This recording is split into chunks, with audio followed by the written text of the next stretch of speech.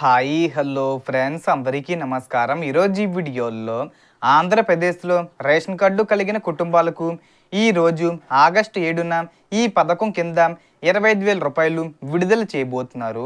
So ఎవరికి ప్రయోజనం వర్తిస్తుంది, ఎవరికి వర్తించదు, ఎలాంటి అర్హతలు ఉండాలి, ఏ వెరిఫికేషన్ జరుగుతుంది అనే అన్ని విషయాలను ఇప్పుడు క్లియర్గా తెలుసుకుందాం. వీడియోని ఎక్కడ కూడా స్కిప్ చేయకండి ఫ్రెండ్స్, అండ్ వర్డ్ చూడండి.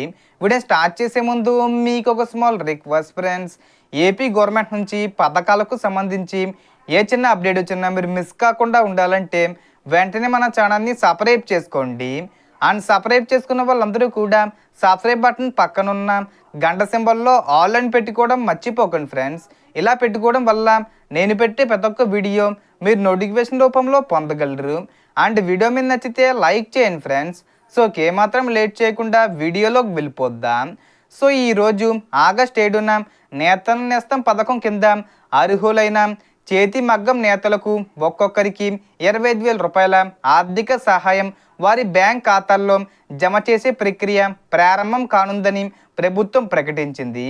అయితే ఈ మొత్తం అందరికీ కాదు, ప్రభుత్వం నిర్ణయించిన అర్హతలు పూర్తి చేసిన వారికి మాత్రమే వర్తిస్తుంది. రాష్ట్ర ప్రభుత్వం ప్రతి సంక్షేమ పథకానికి అర్హుల ఎంపికలో ప్రత్యేకంగా 7 దశల వెరిఫికేషన్ విధానాన్ని అమలు చేస్తుంది.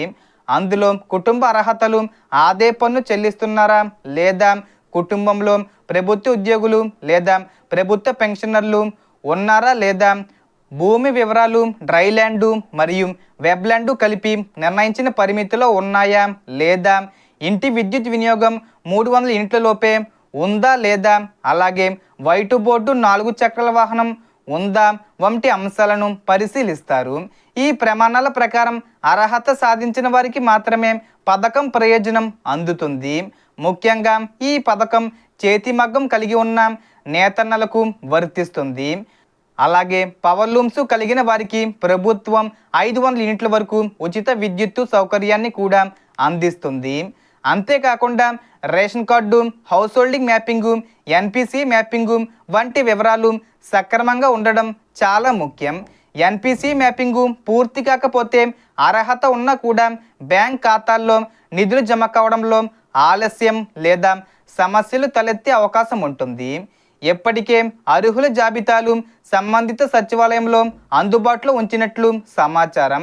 కాబట్టి మీకు రేషన్ కార్డు ఉండి, సొంత చేతిమగ్గ ఉండి, ప్రభుత్వం నిర్ణయించిన అన్ని అర్హతలు పూర్తి చేసి ఉంటే సంబంధిత అధికారులను సంప్రదించి మీ పేరు జాబితాలో ఉందో లేదో ఒకసారి తప్పకుండా చెక్ చేసుకోండి. అధికారికంగా అర్హత నిర్ధారణ అయిన వారికి మాత్రమే ఈ పథకం కింద ఈరోజే 25,000 రూపాయలు ఆర్థిక సహాయం అందుతుంది.